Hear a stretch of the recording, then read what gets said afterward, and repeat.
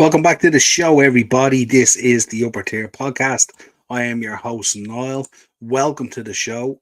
Really appreciate your company tonight on a horrible evening here on the East Coast in Ireland. Rain absolutely beating off the window here to the left of me. Really tough out there at the moment. Weather conditions been a horrible weekend, stormy weather, all that kind of stuff. But it is Monday. We're warm. We're all inside. We're enjoying the football. It's the Monday mashup. We're going to bring a review of the Premier League action from the weekend. Some interesting results, but really creating an interesting situation in the table.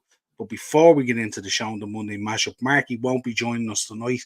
He's caught up in work. They're starting to do Christmas hours and stuff like that, and he got called in to cover the Monday, so he's not available tonight. So I'm going to be flying solo. So expect all you guys and gals in the chat to get involved and keep me company tonight for the next hour or so as we go through everything.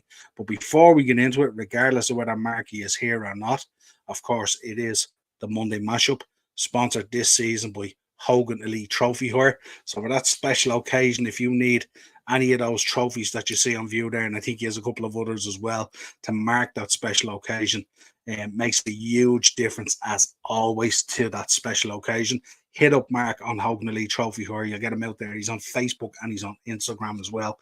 So if you're looking to hire any of those trophies, let him know. It makes a huge difference. He spoke last week about going down, I think, to Lucan and stuff like that to the club down there, and the kids, they were giving out the Santa stuff and all, and the kids are just amazed by the trophies when they see them firsthand.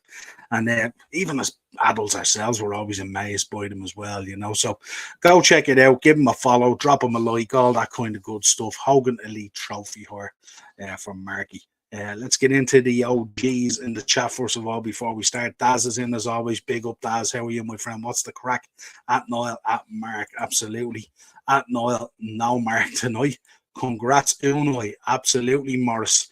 And Morris kind of called this, and Morris is a Gunners fan as well. He kind of called it what Unai Emery is doing there and stuff like that. Very, very impressive. And I tell you, if he can just string a couple of away performances together, he'll be right in the mix. Mark looking great in that John Cena hoodie. Yeah, you can't see me. Absolutely. What's the crack at Morris? Just to let you know, folks, schedule for this week before we get into it as well. On Wednesday, we'll be doing Pro Wrestling Weekly. Joining me on that show will be Kenny Noble. You guys have seen him in the chat a few times. Kenny's done a number of books in his time. One that he did, and we released it last year in the shop, The Greatest Show on Earth. Fabulous book, and he's working on a new one now, I think, called Heroes. So we're going to be having a look at those. We're going to be giving you an idea. They'd make great Christmas gifts, the book, for anyone looking for that gift for their wrestling fan in their life. And we'll get an update on the new book, have a look at some of the artwork and stuff like that, and just have a general chat with Kenny on the show this week as well about, you know, the process of putting the book together, the work that goes into it. Folks, wait till you see the artwork in this book. It's absolutely phenomenal, to excuse the AJ Styles pun. But yeah, you can let us know your thoughts on that. Have your questions ready for Kenny, and you want to ask him. He's a great guy. Loves his wrestling right the way back, similar to myself and all that. Loves it from all the way from the beginning, all the way through. And the books are really, if you like, they're kind of nearly like a journal of Kenny's fandom in wrestling and the stuff that he loved and stuff like that, and how he's seen things as he went through and stuff like that. So really interesting. Really takes a lot of work, and of course we appreciate Kenny coming on. Can you ask Kenny to sketch the Katie Vick segment? No problem at all. I'll tell you what you should get him to do, Morris, because he has been doing drawings and he's been going around doing the con scene and stuff like that and all. He do out a nice sketch for your young lads' bedroom, you know, of the ambulance match. Just ask him. Be nice in a frame up on the young lads' wall and stuff like that. He'd appreciate that. That'd be pretty cool to have. Any chance on tagging in on the wrestling on Wednesday? Absolutely, of course you can get involved. It'll be a different kind of show this Wednesday because there's not a huge amount to look. We have our week in history and our notable birthdays and all that kind of stuff, and a couple of events and all that kind of thing and all. But there'll be room for people if they want to come on. So if anyone wants to tag on have a chat about that and ask Kenny any questions, all that kind of stuff, more than welcome. Not a problem. We're approaching Christmas now. We don't have really anything major out there until the Royal Rumble and stuff like that. So plenty of time for people to come on and chat wrestling. So there you go. That's what I'm doing. Thursday Tier Talk. The Dazzler will be back as far as I know, making his return. Plenty to talk about. At that stage, we will know the state of play in Europe coming up tomorrow night. Some massive games. We will preview some of them tonight, talk about them, get your thoughts on them as well. And also, I'll be back, of course, Friday, I'd say, with a massive preview for Liverpool versus Man United, the biggest game on the planet, some would say, but certainly the biggest game next weekend. Right, let's get into this Premier League review. Nowhere else to start. Selhurst Park on lunchtime. Crystal Palace 1, Liverpool 2. Check out the match reaction I did on it there yesterday. But of course, to recap on it, Mateta with the goal, the penalty to make it 1-0 to Crystal Palace. Liverpool come out, make a few changes. Mo Salah scores goal number 200 and 150 in the league. What a sensational player he's been. And out of nowhere, the buzzsaw comes off the bench, Harvey Elliott himself, and absolutely buries one into the right corner to make it 2-1 to Liverpool. Of course, the talking point coming out of the game is the Jordan Ayew red card. Should it have been a red card? Talk of, what Van Dijk did was unprofessional. I think most players these days do that type of thing. And I think if you're not going to get out of the way and you're blocking the opportunity, I think you have to do that type of thing. And Roy Hodgson was bitterly disappointed, I would say, with Van Dijk's actions and stuff like that. But I think if it was reversed, I think he'd be cheerleading his own players and stuff like that. And Roy was disappointed talking about going off, and when he's finished managing the football and all, he won't miss it. He won't look back on it with fondness and all this kind of stuff. It's just a bit, and you got to get over it. But again, Liverpool leaving it really late again. Really only started playing probably in the last 14 minutes. We were kind of very flat and stale up till that. Selhurst Park, tough place to go. We knew Crystal Palace was going to be really, really physical with us. Midfield kind of didn't fancy it, so that left us a little bit exposed, and we were hanging on the end. Alisson Becker, my friends. Alisson Becker, what a goalkeeper, the best goalkeeper on the planet, making some crucial saves in this game again to make sure we took home the 3 points from another 12:30 kickoff and went top of the league. And of course, we stayed there based on the results that we would be going down through. So big win for Liverpool. Not so much about performance, as Harvey said after the game. More about the points than the performance. Daz is in. Not long till the Rumble and World's End, Niall. Yeah, absolutely. Big news in the football world. Always big news in the football world. Should have been a penalty to Palace. Don't know. You're talking about the first one, are you? You're talking about the one where they brought it back to Endo. I don't know. Endo got fouled in the build-up. But the other one, yeah, was spot on. Brighton let me down in the bed. Beth Feckers, yeah, absolutely. You were on to me, Morris, about it. But yeah, we'll get into that then. Brighton won, Burnley won. Burnley taking the lead in this one. And Morris had sent me his bet for that day as well. And we looked at it and I was kind of going, the first two were a little bit iffy and didn't start great for Morris. And then it kind of shaped back in and it was really, really close. And only Brighton let him down. And Brighton absolutely battered Burnley in this game. Just could not score. Running out 1-1. A huge point from Burnley away from home. Again, Vincent Kompany, not too sure what to make of it and stuff like that.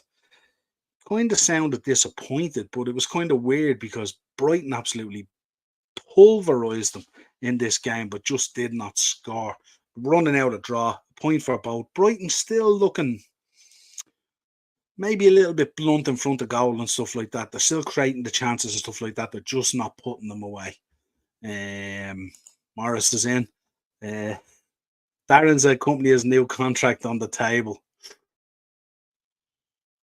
Interesting. I love that crazy football buzz. Yeah, absolutely.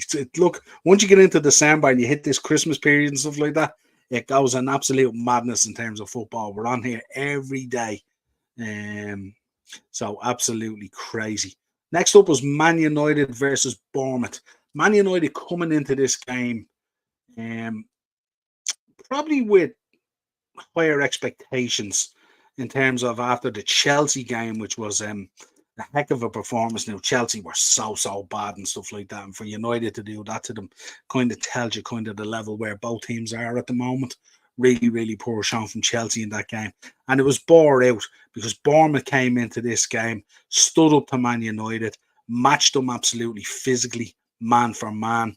The goals by Billing and Solanke, of course, our scouser in the team, if you like, got it going, and then Senese finishing it off 3-0.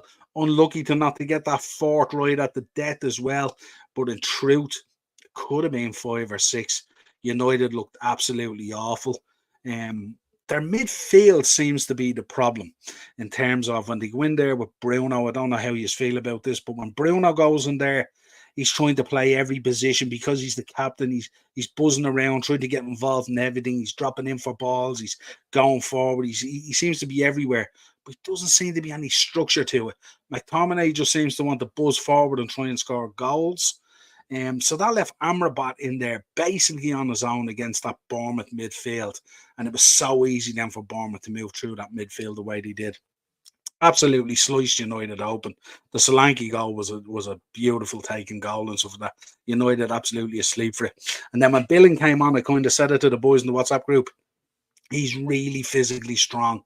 He gave us a torturous time a couple of times when we played him as well. I think one of the times when they beat us 1-0 and Billing was the one who scored the goal. I think I'm not too sure if I can recall that. But yeah, Bournemouth looking like they're doing things at the moment. Really well structured, really well, formation really strong. Players playing really well. Great understanding between them. Beautiful build-up play. Really exposed United there the other day. And a big week coming up for United now. Bayern Munich tomorrow night. An absolute massive game in their season. And even with a win there, it still may not reap the rewards that they want. It's somewhat kind of out of their own hands, but they still have to go and get the job done. So that's going to be the big game tomorrow night. Man United versus Bayern Munich at Old Trafford, obviously a huge game. Be interesting to see what team Bayern puts out, but we'll talk about the Champions League after this. Wolves won, Nottingham Forest won. You can see that the fans are still somewhat behind Stevie. They did take the lead. Toffolo with the goal in 14 minutes. Our ex-boy Neco Williams, of course, with the assist. Do like Neco Williams. He does provide a lot for Forest down that side and stuff. That when he's not there, they do miss him. And of course, for Wolves, who has Cunha with the goal, Sarabia with the assist, making it 1-1. Kind of a result that didn't really help both teams, to be honest. There was a lot of talk about Stevie Cooper prior to the game. He's been dropping a few poor results and stuff like that, but they were certainly singing his name at the end of this match and stuff like that. And to get a draw away at Wolves is a really good result as well. Wolves are normally extremely strong at Molyneux, so I'm sure he'd be happy to have taken the point away there. Daz wants to know, Morris, who do you play next weekend? I'm not too sure. I can check that out for you if Morris doesn't have it. United will lose next 5 games easily. That's a massive shout, isn't it?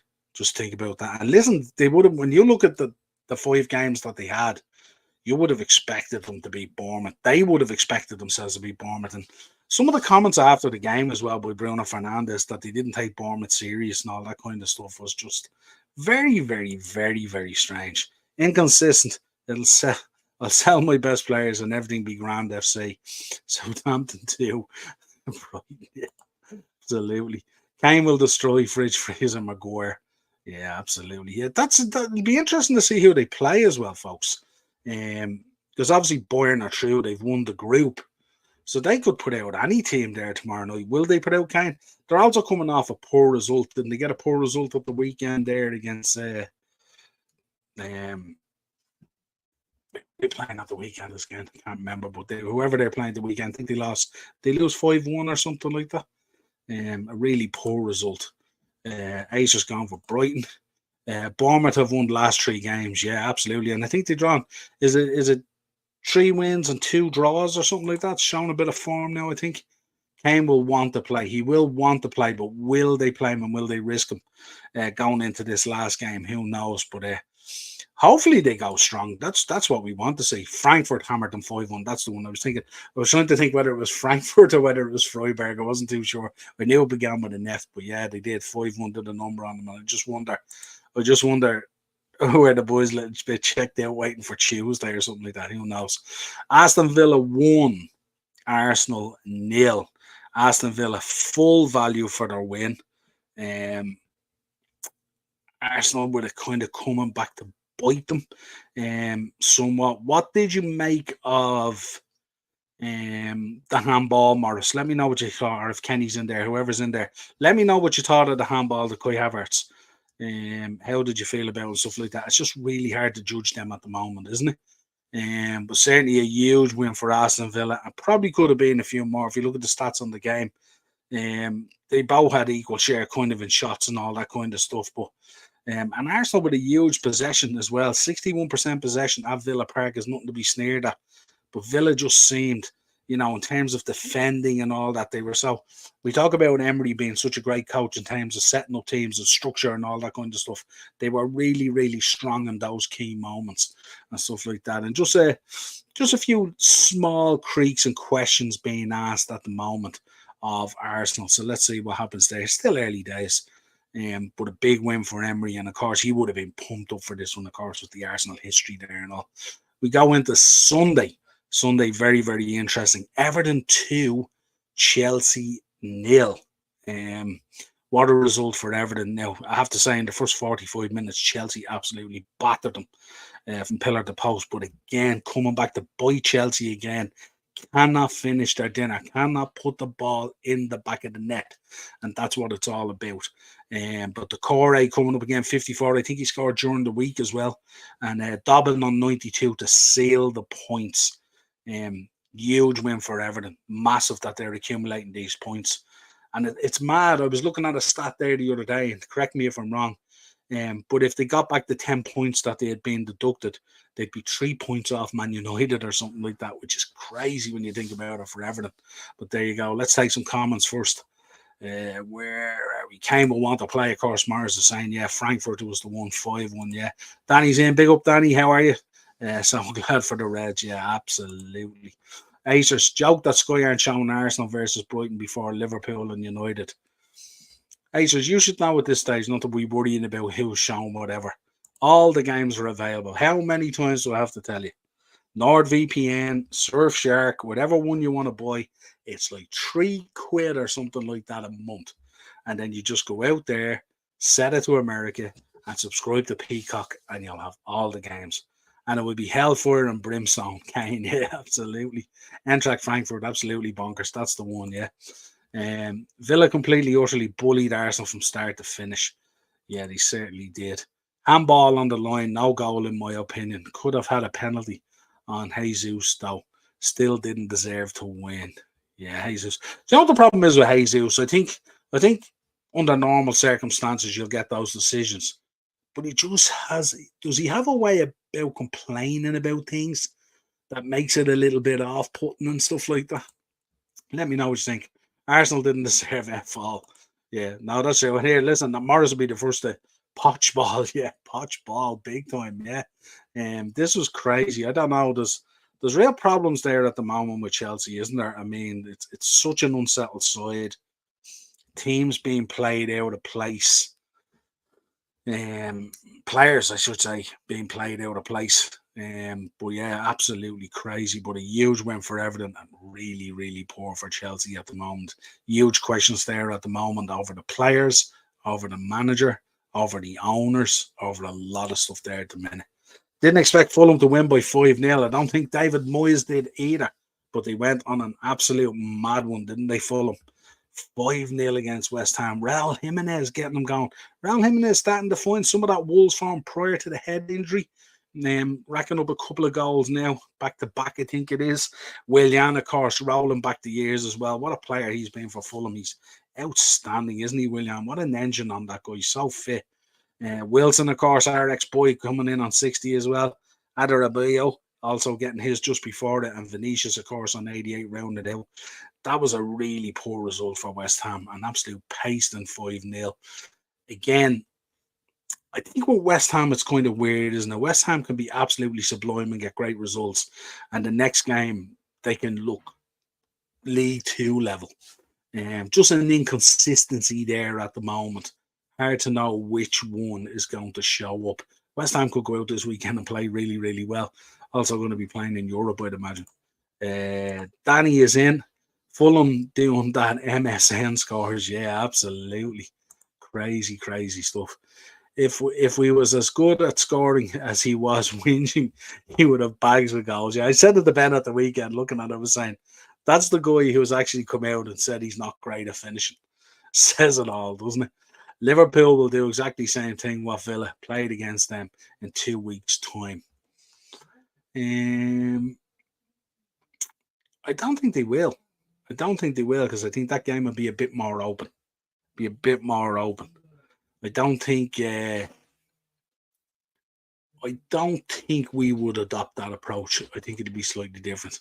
Fulham scoring for fun at the moment, yeah, absolutely. Moyes will bounce them back. He will bounce them back. Of course he will, David Moyes. No doubt about it.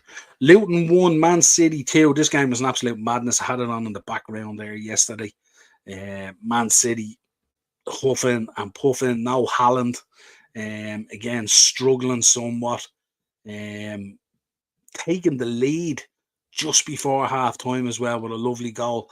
And right after half time as well, had a really, really good chance to make it 2 and potentially 3 and went out and attacked. For Luton fans, they should be really proud of themselves as well and their team and stuff like that. They're playing football. They're trying to do things the right way, but they're just so unlucky at the moment with some of these results. Luton could easily at this stage have maybe another 3, maybe 4 points, I think. Man City, of course, coming up. Bernardo Silva, what a goal. And then Jack Grealish. Don't ask me what the defender was doing. He ended up cutting 2 minds, that Luton defender. He didn't know what he was doing with the ball. Went to Grealish, and Grealish finished it. But yeah, so unlucky for Luton, stuff like that. Now, having said that, Man City did have a proper pop off them and stuff like that. And obviously had the lion's share, nearly 70% of the possession. But Luton were steely in their approach and stuff like that. But I think just those couple of minutes on 62 and 65 where Bernardo shot and Grealish as well got the goal, they kind of fell asunder. But they did bounce back and they did try and do things and stuff like that and try and fight back, but just really, really struggled. Up the fucking Reds, absolutely, Danny, up the Reds, 100%. And then we rounded out the weekend. Tottenham 4, Newcastle 1. Eddie Howe with serious problems at the moment. Tottenham pulling them apart in the early stages. They just look banjacks, don't they, Newcastle? Huge injury issues there at the moment. Eddie Howe, I think they were saying for the 5th game on the trot, having to play the same starting 10, if you like. Obviously, the goalkeeper has changed with Nick Pope's injury. Dubravka's gone in there. But Udogie pops up on 26 with the goal. Richarlison bags a brace on 38 and 60. And then Son, of course, with the penalty in 85, and then Joe Linton with a consolation on 90 plus 1. But Spurs looked like they were at it there yesterday, didn't they? Newcastle issues there for Eddie Howe. No real chance of rotation, having to play the same 10 players. And again, a huge week coming up for them this week in the Champions League.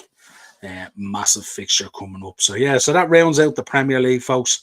And what that meant is basically we are top of the league by a point from Arsenal, 2 points from Aston Villa, and 4 points from Manchester City.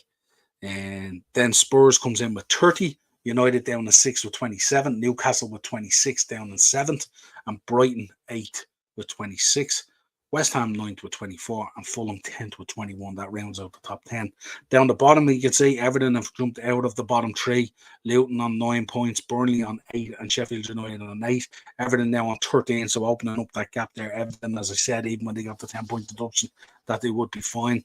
Forest kind of free falling at the moment. Palace free falling at the moment. Bournemouth doing really, really well. So let's see what happens there.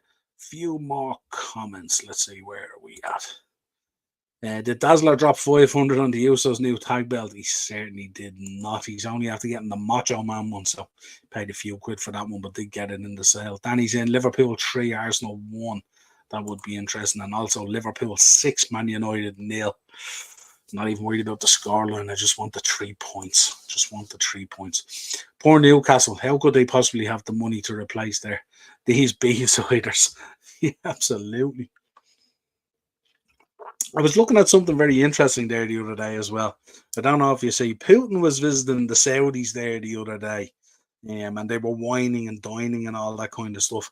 And it was interesting to see it as well, because if you think about it, any association with Putin and the Ukrainian situation, which is what pulled Chelsea asunder basically as a club, and now he's whining and dining with the Saudis, and there's no discussion in relation to that, in relation to Newcastle or anything like that. So it's mad the way things change, isn't it? And the way things are looked at and stuff like that. Anything associated with Russia was getting got after in the Premier League. There, 12, 18 months ago, or whatever it is. Now it's all good. Weird to say the least. Bonkers is in. Newcastle are dismal away. Yeah, they do struggle away, and they've had a real bad week and stuff like that. They just look poleaxed. They just look absolutely poleaxed, I have to say. Right, let's get into this. Let's talk Champions League, folks. But before we talk Champions League, I want to get your thoughts on this. I think looking at this, are we all saying this should have been a red? How do we feel about this? The Christian Romero tackle on Newcastle there yesterday. What do you reckon? Red card, or what do you think? He definitely got away with it, didn't he? But let us know your thoughts on it. Let us know your thoughts on that one in the chat. I'd love to get your thoughts on it. It's a blessing because we got Todd B at the wheel. Yeah, we have got Todd B at the wheel. Henry's in. What's the crack, Noel, pal? All good, Henry. Hope you're doing well, my friend. And Morris saying red. Yeah, looks a red, doesn't it? And I know sometimes the freeze frames don't do them justice at times. But you know what I looked at yesterday? If you look at the build up to that there, he goes straight for that back leg. He goes straight for that back leg. He that was, to me, when I look at the way he's looking and the way he connects with him, that's as premeditated as you get by the looks of things for me. Henry reckons, yeah, straight red for both Spurs players. Yeah, absolutely. And Bonkers, yes, red. Yeah, it was a red, wasn't it? And the guy has history, so they should know. But again, poor officiating. Really, really poor officiating on that one. This one I want to get your thoughts on. I know you're not all United players, but I've seen this and I'd like to get your thoughts on it. Because as you know, we talk about a lot of football on here, not just Liverpool and not just the Premier League. Romero is a dirty player. He is a dirty player, 100%. Big up, Henry. Hope you're well today from Daz. That's what I like to see. Give me your thoughts on this one. This was posted up earlier by United People's TV. These 5 players are all approaching potentially the end of their contracts. We know Amrabat's on the loan. There is an option there to extend them by a year.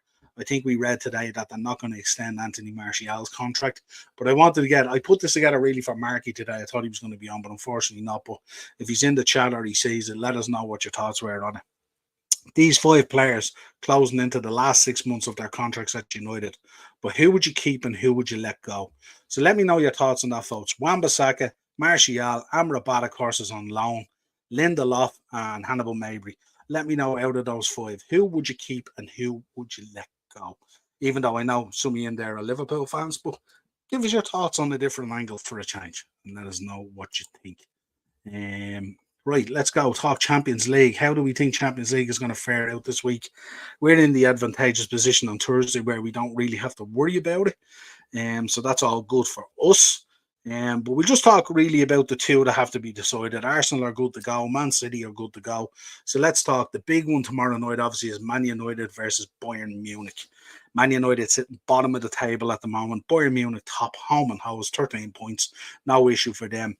The question really coming out is, do Bayern Munich play a really, really strong side tomorrow night? Do they want to take Man United totally out of the Champions League? Or will they play a weakened side and rest their players? Let me know your thoughts on that. Obviously, Copenhagen face Galatasaray. That's going to be huge as well. United there will be hoping probably for a draw, and then they would hoping to get the win to keep them in the Champions League. If that doesn't work out, they'd be hoping that one of them wins and then they get the Europa spot. So let's see what happens there. But if Bayern Munich beat them, United are out of Europe this season. That's the way it's going to go. So let me know your thoughts on that. What way do you think the Man United Bayern Munich game is going to go? I think if Bayern Munich run into town with a strong side, I think they could steamroll Man United. I think at the moment Man United are just a little bit tender. just a little bit tender. Let's see what happens, of course. And of course, Bruno Fernandes getting that booking the other day, he will miss out on the trip to Anfield. We will get thoughts on that later in the week when we do the preview. I've got some interesting thoughts on that. I don't think on the face of it it's as bad as it seems for Man United, but let me know your thoughts. The other one that obviously has to be decided as well, and I think it's on the, am I right in saying it's on the Wednesday, is the Newcastle AC Milan at St. James's. And again, a very, very interesting group. Borussia Dortmund leading the way on 10 points. Have already qualified, but will want to qualify probably top of the group. They're going to face Paris Saint-Germain.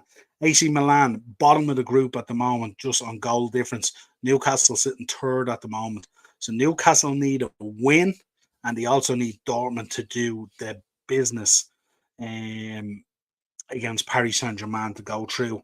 This is going to be a tough task for Newcastle. Listen, at St. James's, it's going to be loud. Great crowd up there, great fan base, all that kind of stuff.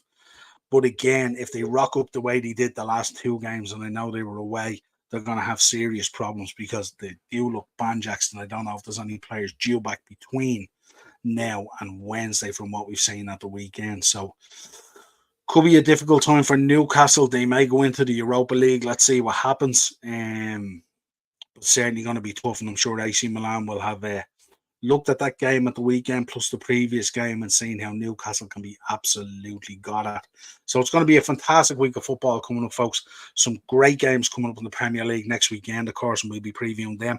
But not only on top of that, we've got great European action starting tomorrow night. Bayern Munich, Man United, Bayern Munich. Everyone's going to be glued to that. Morris is saying he's let's go back on this and let's see. But I'm off the bed. I'm exhausted, tired, and empty and teary-eyed again. Just get some good sleep, Henry, and stuff like that. That's what you need. They're all garbage footballers. Acer's on fire at the moment against Man United. Absolutely putting the build in. Super kick party all night long from Aces in relation to United. I'd only keep Wan-Bissaka, says Morris. A lot of people will probably agree with that. I will be back tomorrow. Good, Henry. That's what you want. Thanks a million. Acers. Newcastle will make it out of their group. You think so, do you? Interesting. There's a shout, Acers. I like that. I like that a lot now. Way to go on 1.2, Niall. Your channel is awesome. Knocking out great content. Appreciate that, Henry, and love all the support that everyone gives it, including yourself. Make sure, guys, you're checking out Henry's channel as well. I keep all them easy 3 points for Liverpool. Absolutely. 100%. Hope they get beat tomorrow, United. I mean, can you imagine the madness of it? Imagine the madness of it and stuff. And do you know what it is? I don't think they're too up in arms. I think the United fans, from what I'm listening to and stuff like that, content creation, stuff like that, have they resigned themselves to it? And some would say they nearly want to come bottom of the group because they don't want the Europa League. And I'm thinking, you're going to struggle to get top 4 this year, or potentially top 5 if we get the extra spot. So your only other pathway might be in through the Europa League. So you might not want to bin it off. But I think they're struggling. The volume of games, injuries, managerial issues, ownership issues, everything's going on at United. It's just crazy at the moment. People calling for the manager to stay, people calling for the manager to go. Rashford, they want binned off. Martial, they want binned off. They want everyone binned off. The whole thing is absolutely mad. Absolutely, Acers. We will see a very different Liverpool side on Thursday. That is 100%. Union fans, don't be in a hurry to buy tickets for that game. It's not going to be a spectacle. Munich probably edgy. Yeah, do you think they only edgy? I don't know. Can you imagine if they showed up? Imagine if Munich show up, the real Bayern Munich that we know, with Musiala and Kane and all these strong players, stuff like that. They'll absolutely run a riot, won't they? At Niall, at Bonkers, you know that Mason I added to the groups. He's going to the game on Thursday, going over on Wednesday. Nice, interesting. Get him to shoot some content, lads. Get him to make a few videos, pre-match stuff, or see can he talk to some of the Union guys and stuff like that, get their thoughts and stuff. That'd be pretty cool. They will make it out of the group to Thursdays if they're lucky. Yeah, I don't know. I have a sneaky feeling they're going to end up bottom. I think. I'm positive that Newcastle will play a good game and hopefully they'll make it out of the woods. Be a tough one, I'd say. Keith, is Rashford out for the Liverpool game this weekend? I have no idea. Way too early. And sure, look, most of these managers never tell the truth about who's available and who's not available. Look, we've seen it along the past. Look at Pep. Pep will tell you that he's 9 players out injured and they're all on the bench or playing that day, you know. Absolutely crazy stuff. Acers, new stand open for the United game. It certainly is. And they're doing a test on it this evening. This is the view from the new stand that's opened up. They're running the test on it this evening. We're going to have a packed house this weekend for Man United visiting. Can you imagine the noise in there? Another 10,000 raucous fans. United are going to be absolutely tortured. And this is the scenes tonight from the test that they're doing. And I believe Jurgen Klopp is doing a speech and there's various other things going on to launch the ground. I got this off one of the guys' pages and stuff like that. But look at that for a view, folks. Look at that. How spectacular does that look? It was worth the wait, as they say. It was worth the wait. I know some people missed out on tickets and matches and stuff like that and all. But look, it's worth the wait. And some of the pictures coming out and those brand new shiny red seats, 10,000 new Reds fans in there. Very, very loud waiting for United. What a game to have it ready for. It was written, wasn't it? Rashford will start on Sunday because he Bruno's bottle chopped it. Yeah, he has. Yeah, there's a lot of talk about that as well, isn't there? That he kind of did it on purpose, didn't fancy it. Question, folks, is who's going to be the captain for Man United on Sunday? Because obviously Varane is sat down on the bench. Bruno is suspended. Are they going to give the captain's armband back to Harry Maguire? What's going to happen here? Or Luke Shaw? Or what? Who's going to be the captain on Sunday, folks, for Man United? Let us know your thoughts on that as well. He doesn't have a channel now, but I will ask him to send some pictures tomorrow. We'll text him. Yeah, that'd be cool. It's great to see it and all. It's great. Fair play to him. Tell him hats off going over to the match. Absolutely. Cool that does. Tell Mason enjoy. Yeah, absolutely. And Maguire. Maguire for captain. Imagine, listen, he's had to roll back, hasn't he? He's rolled back on Maguire. He's rolled back on McTominay. He's rolled back on so many of these players, Wan-Bissaka and stuff like that, that are all now integral in the team now. Imagine the grind on Ten Hag's teeth on Sunday if he has to wrap that captain's armband around Harry Maguire's arm. Good Lord Jesus Christ. And did you see the presser today with Ten Hag? Who was sitting beside him? Scott McTominay. Oh my God. Imagine. Has to be a big old Harry. Can you imagine? Imagine Scott McTominay captain. Could happen. Could happen. He was at the presser today. Don't know if you've seen it. Hi, no, mate. Sorry I'm late. Just been making PFPS for people and just been streaming on Twitch. Not a bother at all, pal. Anytime you're welcome. Acers playing Maguire and Evans tomorrow and Sunday. Maguire and Evans, yeah, absolutely. That's mad, isn't it? How bad has this fallen out with Varane been? That you're putting Johnny Evans in there, or you're putting Luke Shaw in there, and you're not playing Luke Shaw at left back where he should be, because that's where he brings you the most. And you're sitting Raphael Varane on the bench, and people are still talking about stick with the manager. All this kind of thing. Like this is crazy. This is when you're talking about bringing something to the grave. Good Lord, big up, Jack. Absolutely. So yeah, so that's the view from the new stand getting tested there this evening. Assuming that all goes well, and I'm sure it will. It's going to look sensational on Saturday, or Sunday, an absolute packed house out there. It's going to be crazy, crazy, crazy, crazy stuff. Right, this one I thought I'd grab. Let us know your thoughts on this. This man, of course, if you're as old as I am, and some of you in the chat probably, you remember this man with black hair, curly, and a famous rat's tail at the World Cup, and of course. But he's been talking, and it's been interesting, because we've had an interesting week, to say the least. Think of Joey Barton and what he's been saying in relation to punditry at the moment. He is on a mad one. A mad one. But Roberto Baggio today, he says, I find it unpleasant to judge players on the pitch. That's why I don't do any TV punditry work.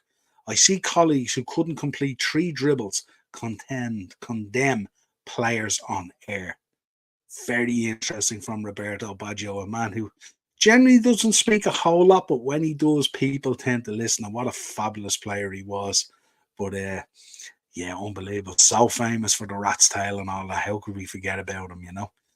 But let us know your thoughts on that one there. And especially in the week where with Joey Barton coming out and he's loaded up both barrels. He's not holding back on anything at the moment, you know? Where are we? Shaw will play left back tomorrow and Sunday. Yeah, that's where he should be playing. It's ridiculous to have that quality of player sitting on the bench and you're not using them and finding excuses for it and all this kind of thing. And we're reading today, myself and Mark had a chat about this. Casemiro back in training. The talk was he was already back in training, that he wasn't injured. He was just training on his own, a la Jadon Sancho type. So let's see what happens there. But that was the talk. Morris in, it reminds me of when Stephen Kenny turfed all the experienced players out of Ireland and had to revert back to them to try save his job. Yeah, remember that, Morris? That'll be resigned to the archives, that's for sure. Bookies have 7-0 special ready for Sunday, is it? Let me know. What's the odds, Aces? Let me know what the odds are. Probably short odds, who knows? Just show business. I like that, just show business. To be fair to Ten Hag, it sounds like Varane has spat his dummy out. If that's the case, he needs to stay strong and leave him out. Yeah, but do you do that to sacrifice the potential success of the team, or do you find a way to fix that? Like if you're a manager there, I get the Jadon Sancho thing as well, but like, should you not sit down in a room and find a way to fix that when you need these players in the team? Like when you're playing Maguire, and don't get me wrong, Maguire over the last few weeks, last 5, 6 matches, wherever he's played in, he's done pretty well. Let's be honest here. He's looked very, very good. But you're putting him in there with Lindelof, you're putting him in there with Shaw, and Shaw's done well when he's gone into central defence. Didn't have a great game the other night against Bournemouth, but generally, he's done well when he's gone in there. But you're sacrificing so much on the left-hand side by taking Shaw out of that position. So in what way is Varane spat out as dummy? Like, he's there, like he has him on the bench. You know what I mean? And if he's there on the bench, I think if you have players available, what good managers do is they pick their strongest 11. And Rafael Varane has to be in Man United's strongest 11. That's just my judgment on it and stuff like that. I think if you're going to keep on, falling out with players, you're going to have major problems. You know what I mean? You're going to eventually run out of it, Baggio, what a footballer. Absolutely. Thanks for the comment, just show business, actually. Good seeing you, and thanks a million. Baggio, what a footballer. Yeah. Oh, only for that pen over. What a footballer. Has Ten Hag fallen out with Varane? Oh, I think that goes without saying, doesn't it? I think that goes without saying. I think he's had a few falling outs with a few players and stuff like that and all, but it's just, I don't know, it's weird. It's just strange for me. Milan Champions League final 1994, yeah. Unreal. Used to be a good striker. He was a very good striker. He was a very good footballer. Made the rat's tail cool back then, remember? Now, a question for you. Who would you consider the best defender you have ever seen? For me, it's Maldini, hands down. Yeah, I think Maldini is certainly up there. There's no doubt about it. But my bias have from Liverpool. Alan Hansen, Mark Lawrence were both fabulous. Yeah, but Maldini was just because he played in a number of positions at the back as well, and he was so brilliant and stuff like that. But again, it's a hard one to judge as well, isn't it? Because you look at Maldini as well, always in Serie A, never kind of moved out of it and stuff like that. Whereas I would have loved to see Maldini in the Premier League, or that would have been exceptional to see if you had seen Maldini maybe Maldini going into maybe Chelsea because they had that quite Italian link there and stuff like that. Maybe Maldini alongside John Terry or something like that, or some of those greats and stuff like that. But yeah, Maldini is absolutely unbelievable. Royalty when it comes to defending, both on the left and in central.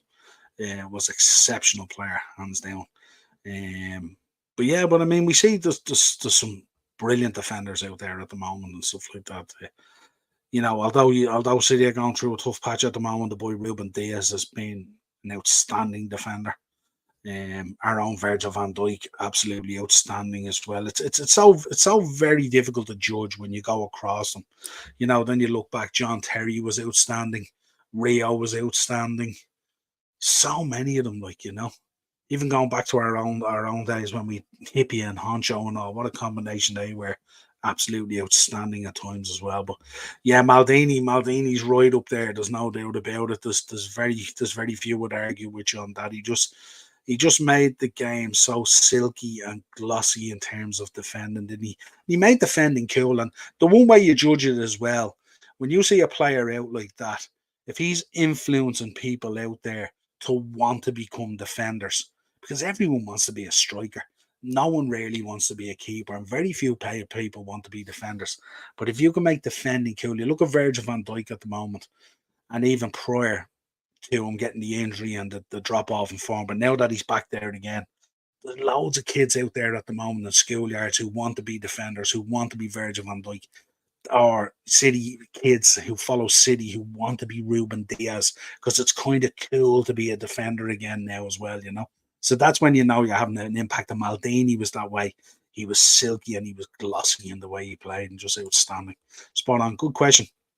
Got to hit today. I'll see you Wednesday in the shop, bro. You certainly will, bro. And have a good chat and all. We can preempt the show, let's say. Great show. Really appreciate it. Just so because I am an Arsenal fan and hated it when Abba and Arteta fell out, but it made everyone else listen to the manager. Just my opinion, though, mate. Love the content. Yeah, really appreciate you coming on. Absolutely, and thanks. And look, you're spot on. Sometimes those decisions have to be made.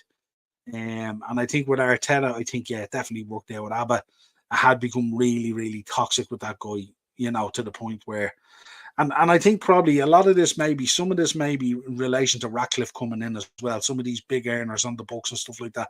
Maybe he wants them out the door, gives them an opportunity. Maybe they do something in January if they can move those guys out, and then maybe ease their financial fair play issues, and they might be able to bring players in, players who want to give it a go and stuff like that. I'm not saying Varane and Casemiro and players like that don't, but sometimes you look at them at times and you kind of wonder, it's just for me, it's just kind of weird and stuff like that. But look, I fully agree.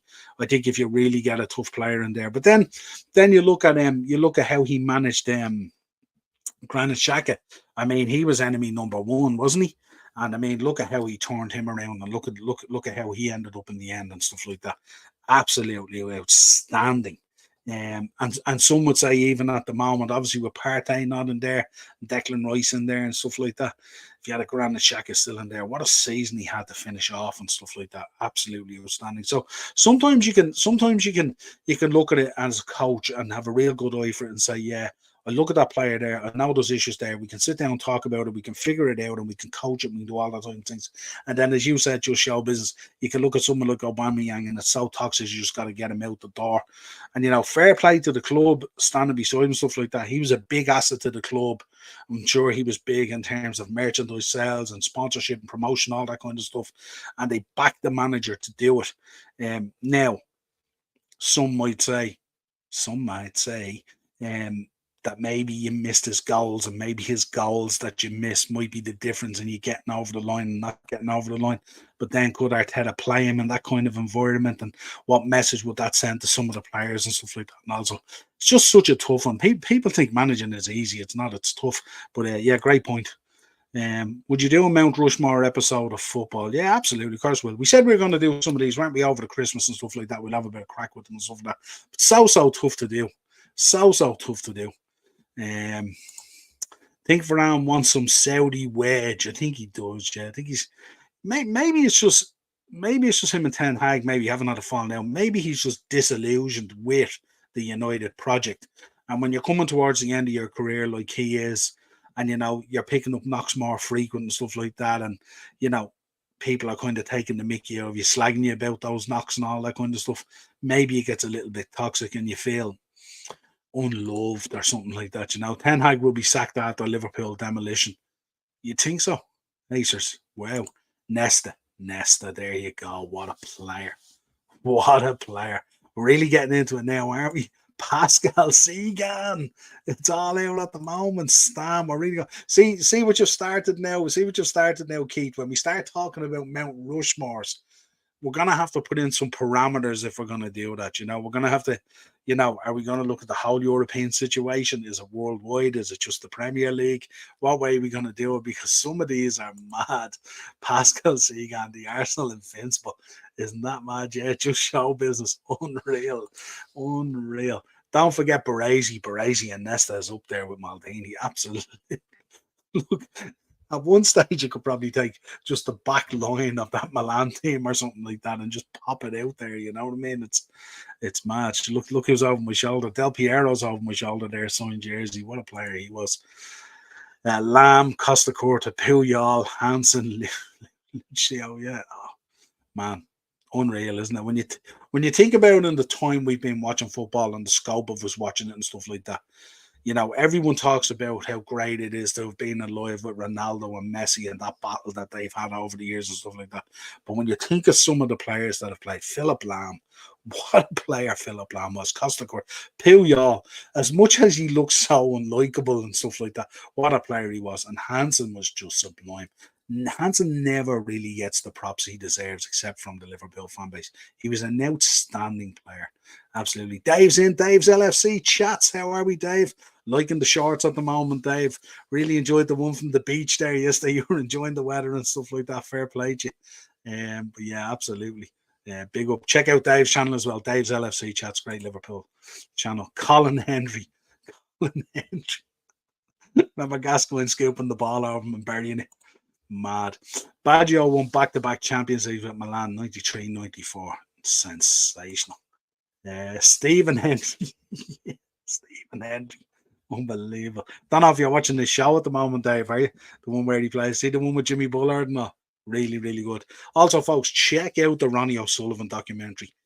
Absolutely excellent. On here all the time we talk about mental health and all that kind of stuff. We mentioned it a week or two ago with Gary Speed's anniversary and all that type of stuff and all.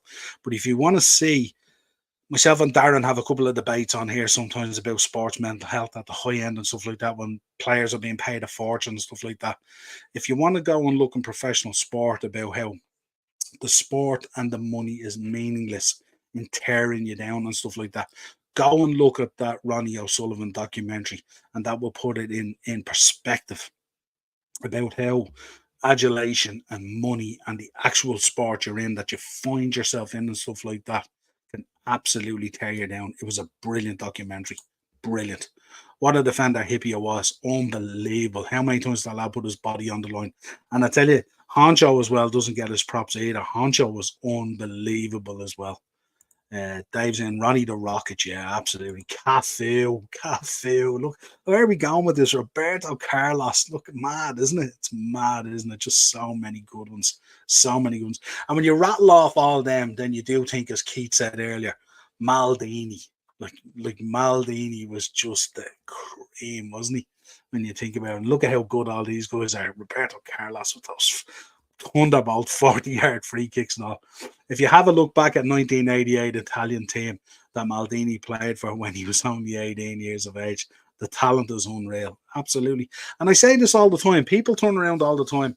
And these days we talk about players as being kids and all that and, how they need time and all this kind of thing. These world-class players that we talk about were on it from the age of 18. You look at Michael Owen when he came on, he was sensational from such a young age. Gerrard, Lampard, all these players were so good from these young years and stuff like that. And now you hear players that are 23 and 24 being referred to as young and as kids and needing time to develop. And, when did suddenly the prime of a player be 26, 27, 28? Mad. Look at, there you go, Maldini at 18. It's crazy how we let things just kind of slide. Igor Stefanovs. Absolutely, Marsh. You're breaking them out tonight, aren't you? Aces is going with Thuram. Yeah, what a player Thuram was. Unbelievable. Ashley Cole. Yeah, Ashley Cole. Best fullback I've ever seen live. Yeah, incredible player. Incredible player. And listen, dare I say, a good taste in women as well. Not just as football. His taste in women was pretty good as well. But yeah, he was outstanding as well. But we've had some Had some unbelievable defenders down through the years and stuff like that. So, yeah, I don't know. They're coming all the time. Look, Zanetti. Yeah, it's just non-stop. Tell me, Keith, how we do at Mount Rushmore. How you pick your top 4 or 5. Just think about who's being mentioned tonight. How'd you pick your top 4 or 5? And who'd you leave out? And how'd you come to the reasoning on it? That's the difficulty when you do Mount Rushmores of football. It's nearly impossible. Apparently, he has a taste in men too. No, wouldn't be. I don't know about that too much, Morris. But absolutely, 100%. Lillian Thuram was the best fullback. Yeah, what a player Lillian Thuram was. Wasn't Lillian Thuram? He really was. You know the way these days, you heard Michael Owen talking the other day about how footballers back then were footballers and now they're athletes and stuff like that. Lillian Thuram was really that first player that was kind of a footballer and an athlete, wasn't he? He was just unbelievable, Um, who have we got in here? George Bates going flying at the moment. Big up, Steve. How are you? Good to see you, my friend. Hope you're doing well. McGrath, yeah, what a show. Paul McGrath, unreal. Morris is saying Google Ashley Cole mobile number, mobile phone. Oh God, do I need to do that? Maybe. Parma animal, yeah, he was a Parma animal, wasn't he? And bonkers, only centre back, not full backs. Yeah, we might have to do that. Like we might have to do, we'll have fun with these at Christmas. We do a little short kind of Mount Rushmores, and we'll do like centre backs, and then we'll have to break it down maybe into leagues, so we get a little bit of homework to do. And so we'll put together some fun shows on some of those. Mount Rushmores are always great fun, and the debate is always class as well. And the beauty of the Mount Rushmores is nothing is more right than the other. It's all opinion based, and they're all going to be amazing. They're all going to be unbelievable. Yeah, Google that, gents. He's just banging them out at the moment. Dunga, yeah, unbelievable. What a player Dunga was. Unreal. Like, it's just sensational, isn't it? It's only when you jog your memory like this and you go back to it, you can see what's been happening and stuff like that. Right, folks, that's it. I'll be back on Wednesday, Pro Wrestling Weekly. We'll go through all the usual stuff. Kenny's going to come on. We're going to be talking about the books and the process and the fabulous artwork and all that kind of stuff. We'll show you some of the images, get you a taste of it and stuff like that. You will not be disappointed if you picked up the greatest show on earth and stuff like that. It's fabulous. We launched it in the shop for him and all. It was absolutely brilliant. Keith is in. I think what you could do is have a top 4 or 5 from every different position, but starting from the goalkeeper all the way down to striker. But it will be a struggle to leave someone out. It's going to be a struggle to leave loads out. Because I tell you now, you can pick your top 5 and you can pick your next 5, and they're going to be equally as strong. Aces is coming in with the ball, yeah. Remember that huge spike in these Dutch players at the time and stuff like that? No, it was unbelievable. Remember Koeman in his prime as well. As much as I can't stand him now as a human being, but remember him in his prime as a player. He was unbelievable and stuff like that. And I kind of figured if I threw Roberto Baggio up on the screen, I thought it would jog memories of people would go off one. So it's pretty cool that it actually happened. But yeah, folks, Pro Wrestling Weekly, Wednesday, 8 o'clock. I'm going to be on with Kenny. He's coming on, and I think Eno's going to join us as well. And we're going to talk about the books and stuff like that. We'll talk about all the latest wrestling news, including Charlotte Flair and stuff like that. I don't know if you cut that over the weekend. Not good. Didn't look good at all. And of course, we'll bring you the usual throwback in history, notable birthdays, all that kind of stuff, as we always do. Thursday, I'll be back with Thursday Tier Talk. Friday, we're going to be doing a preview for the United game, and we'll bring you all the usual selection of shorts throughout the week and all that kind of stuff. If you could be so good as to subscribe to the channel, hit the bell notification button, drop a like on the video, share the content, follow us on all the socials, including TikTok. Check out the audio shows. They're doing really well on Spotify, Google Podcasts, and Amazon Music at the moment. And of course, all the OGs in the channel there. Morris's channel, Henry's channel, don't let me forget Dave's LFC chats, any of the channels that are in there. And guys, if you jump into the chat on the show, throw the links to your channels in there in the chat for the guys to go follow you and stuff like that. We don't have any problems here about this at all. Share the wealth as we always do. Roar. Marcel Desailly. Acers, we will be talking about Charlotte out of the Rumble and WrestleMania. I'm not too sure. I haven't seen that, but I know there is a little update about the knee, as they say. I say she will be out for the Mania season. Let's see what happens. And Jamie's doing a 5K special Q&A tomorrow at 6 night. I know about it, Daz. I will be there. I'll be dropping the questions and stuff like that. And fair play to him, reaching 5K subs. Outstanding. He works really, really hard. And like I'm very, very fond of Jamie and his content. Anytime I can drop by or drop in the chat or share, I always hook up on all his tweets and all that kind of stuff. And he's a great lad, Jamie. Until next time, folks.